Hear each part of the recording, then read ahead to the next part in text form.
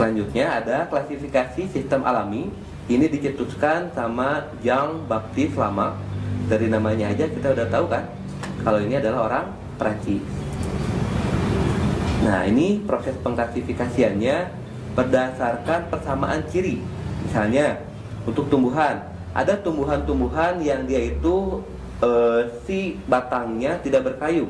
Misalnya kayak kangkung, bayam, itu masuknya ke tumbuhan herba. Kemudian ada tumbuhan-tumbuhan yang batangnya berkayu, kemudian menjulang tinggi, itu dikategorikan sebagai pohon. Atau tumbuhan-tumbuhan yang memang dia merupakan tumbuhan perdu atau tumbuhan pendek dan merambat, itu dikategorikan ke kategori semak. Selanjutnya untuk hewan, misalnya ada hewan-hewan berkaki 4, contohnya apa aja? Misalnya ada sapi, kuda, kerbau, kambing. Hewan-hewan berkaki 2, misalnya kayak ayam, bebek, kemudian burung. Hewan-hewan bisa terbang, semua jenis burung. Dan hewan-hewan yang bersirip, berarti ikan ya, dan bisa berenang. Nah, ini pengelompokan berdasarkan persamaan ciri yang dicetuskan oleh Jean-Baptiste Lamarck dalam sebuah klasifikasi sistem alami. Tahu nggak Jean-Baptiste Lamarck kayak gimana orangnya? Nih. Nah, ini adalah Jean-Baptiste Lamarck. Ini nama aslinya, ya. Saya juga nggak bisa bacanya ya, Jean-Baptiste Pierre, ya gitulah. Pokoknya disingkat dengan JB Lamarck. Oke, selanjutnya kita masuk ke klasifikasi sistem buatan. Untuk klasifikasi ini dicetuskan oleh seorang ilmuwan bernama Carolus Linnaeus. Nah, ilmuwan ini dia membuat klasifikasi ini dalam bentuk binominal nomenklatur, atau memberi nama semua makhluk hidup yang ada di dunia ini dengan 2 kata saja. Seperti apa? Nanti bakal kita pelajari. Selanjutnya menetapkan nama makhluk hidup dengan 2 kata saja, seperti yang tadi saya sudah jelasin. Nah, ini orangnya, ya, Carolus Linnaeus, yang hidup pada 1707 sampai 1778 Masehi, dan dia mulai mengemukakan si pengklasifikasian buatan itu pada 1735. Jadi di umur keberapa kalian hitung saja ya, dia mulai menjadi ilmuwan. Nah, selanjutnya kita masuk ke tata nama atau binominal nomenklatur yang dicetuskan oleh Carolus Linnaeus. Itu disebut sebagai sistem dui tata nama atau binominal nomenklatur. Nah, ini punya beberapa syarat. Yang pertama, nama spesies terdiri dari 2 kata dalam bahasa Latin, artinya harus bahasa Yunani atau bahasa yang dilatinkan atau bahasa asing yang lain yang diyunanikan. Misalnya sebagai salah satu contoh,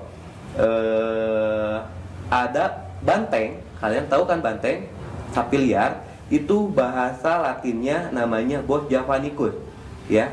Javanicus itu diambil dari kata Java. Java itu adalah pulau Jawa. Nah, dilatinkan ditambah akhiran kus, CUS, jadi Bos javanicus, seperti itu. Itu adalah bahasa yang dilatinkan. Kemudian kata pertama menunjukkan genus. Apa itu genus? Nanti kita pelajari juga. Dan penulisannya harus dengan huruf besar, maksudnya huruf kapital ya. Kemudian kata kedua menunjukkan spesies, dan penulisannya harus huruf kecil, bukan huruf kapital. Lalu untuk penulisan kata genus dan spesies harus digarisbawahi atau dicetak miring. Ingat ya, garis bawahi atau dicetak miring, ya. Jadi nggak boleh kedua-duanya. Tidak boleh digarisbawahi lalu dicetak miring. Seperti apa? Nanti kita akan lihat. Selanjutnya boleh dilengkapi dengan autor dan tahun penamaan. Nah, ini contoh penulisannya. Ada yang tahu Oryza sativa itu untuk makhluk hidup apa? Nama bahasa Indonesianya? Pasti udah tahu dong, ini sering banget loh di SMP. Ya, benar. Ini adalah penamaan untuk makhluk hidup padi, ya. Padi bahasa Latinnya adalah Oryza sativa. Penulisan yang benarnya, ini kata pertama itu menunjukkan genus dan harus si huruf pertamanya itu pakai huruf kapital. Sedangkan yang kedua menunjukkan spesies, hurufnya harus huruf yang non kapital atau huruf kecil. Ini adalah benar. ya, dan penulisannya dicetak miring. Yang kedua, ini kata pertamanya menunjukkan genus, huruf pertamanya kapital. Yang kedua menunjukkan spesies, hurufnya non kapital dan di garis bawah, ya. Jadi boleh dicetak miring atau di garis bawah. Pilih salah satu, jangan keduanya. Nah, ini yang salah nih. Kira-kira untuk yang salah Oryza typha yang pertama, apa yang salah? Ya, benar. Ini S, ya, yang ada di kata keduanya hurufnya kapital, harusnya huruf yang kecil. Yang kedua ini salahnya adalah dia di underline atau di garis bawahi semuanya. Harusnya di garis bawahinya per kata saja. Ini juga salah. Kenapa? Udah dicetak miring, dia juga di garis bawah, itu tidak boleh. Nah, kemudian untuk penulisan spesies yang ada kata SP-nya itu tidak perlu dicetak miring dan nggak perlu juga di garis bawah. Contohnya misalnya beberapa padi yang tidak diketahui jenisnya bisa kita tuliskan dengan Oryza SP. Dan terakhir, sistem klasifikasi sistem filogenetik itu bertolak dari teori evolusi Darwin. Jadi asal mulanya dari evolusi Darwin, kemudian Darwin kembangkan menjadi klasifikasi sistem filogenetik. Nah, munculnya klasifikasi modern sekarang itu berdasarkan filogeni, yaitu klasifikasi yang disusun dengan melihat keturunan dan hubungan kekerabatan. Nah, ini ya Charles Darwin, dia atau lebih dikenal dengan istilah Bapak Evolusi. Nah, selanjutnya kita masuk ke kategori taksonomi. Jadi, dalam klasifikasi terdapat urutan atau hierarki klasifikasi yang disebut dengan kategori taksonomi. Pada masing-masing kategori akan ditempatkan suatu nama atau takson. Nah, semakin tinggi tingkatan kategorinya, maka semakin besar jumlah anggotanya. Semakin ke bawah tingkatan kategorinya, itu jumlah anggotanya justru semakin kecil. Makanya bisa kita gambarkan dengan piramida terbalik. Nah, ataupun semakin tinggi tingkatan kategorinya yang diduduki bersama, maka kelompok tersebut memiliki tingkat persamaan yang semakin sedikit. Karena memang masanya banyak, kelompoknya juga banyak, tentu terdapat banyak perbedaan kan? Nah, kalau perbedaannya banyak, berarti persamaannya sedikit, ya. Nah, bisa kita lihat dalam bentuk piramida terbalik. Ini misalnya kingdomnya atau kerajaannya animalia atau hewan. Nah, itu kan yang namanya hewan di dunia ini banyak. Masuk ke dalam satu kingdom namanya animalia. Ternyata semakin ke bawahnya itu dia diklasifikasikan lagi, dikelompok-kelompokkan lagi. Tentunya dari yang asalnya banyak, diambillah sebagian 20% masuk kelompok ini, 20% masuk kelompok ini. Itu kan semakin sedikit kan si jumlah anggotanya. Itulah sebabnya semakin ke bawah tingkat hierarkinya, jumlah anggotanya akan semakin sedikit. Misalnya untuk kingdom animalia kita ambil filum chordata, semakin sedikit kan, semakin mengerucut. Nah, di antara filum chordata itu juga terdapat banyak kelas. Kita ambil misalnya bagian kelas mamalia. Nah, itu kan semakin mengerucut lagi. Dari mamalia itu kan terdapat banyak ordo. Kita ambil misalnya yang pemakan daging atau karnivora, semakin sedikit lagi. Kemudian sampai ke famili dan terakhir genus lalu spesies. Ya, jadi ini urutannya. Ada kingdom, ada filum, ada kelas, ordo, famili, genus, dan spesies. Nah, perlu diperhatikan untuk filum itu dia hanya dikhususkan untuk hewan yang kingdomnya animalia. Untuk kingdomnya tumbuhan atau plantae itu memakai istilah divisi. Ya, jadi kalau buat hewan pakai filum, kalau buat tumbuhan pakai divisi. Nah, ini saya berikan beberapa contoh di antaranya. Nah, ini kingdomnya plantae, berarti tumbuhan kan, otomatis di bawah kingdom itu harus pakai divisi. Ini kingdomnya animalia, berarti hewan kan. Nah, di bawah hewan, di bawah kingdom harus pakai filum.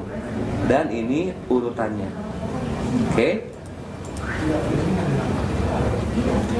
Nah, ini sejarah pengklasifikasian makhluk hidup. Jadi pada awalnya di bumi ini manusia hanya mengenal dua makhluk hidup, yaitu hewan dan tumbuhan. Ini dicetuskan oleh Aristoteles. Ada kerajaan Plantae dan kerajaan Animalia. Selanjutnya 66 tahun kemudian ada seorang ilmuwan bernama Ernest Haeckel. Dia menemukan si makhluk hidup yang ukurannya memang sangat kecil, harus dilihat pakai mikroskop. Nah itu maka disebutlah sebagai kerajaan Protista atau Kingdom Protista. Nanti akan dibahas di bab selanjutnya mengenai Protista.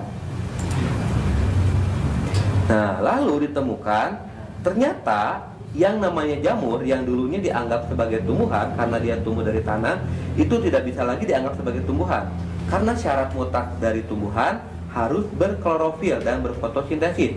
Sedangkan yang namanya jamur itu dia tidak berklorofil dan tidak berfotosintesis. Jamur dia mengabsorpsi si zat hara dari tanah dan langsung digunakan untuk kelangsungan hidupnya. Nah kemudian berkembangkan dari yang asalnya cuma 2, kemudian 3, lalu 4. Nah selanjutnya ada Whittaker. Dia menemukan ada si makhluk hidup bersel satu yang tidak memiliki membran inti. Nah itu dimasukkan ke dalam Monera. Dan yang paling baru yang dipakai universal ya oleh semua ilmuwan di dunia itu adalah sejarah klasifikasi yang dikemukakan sama Carl Woese, yang membagi menjadi 2 untuk si Monera tadi. Dibagi menjadi Archaebacteria serta Eubacteria. Nanti akan dibahas di bab selanjutnya mengenai Monera atau bakteri. Jadi total kingdom atau kerajaan yang ada di dunia saat ini berjumlah 6.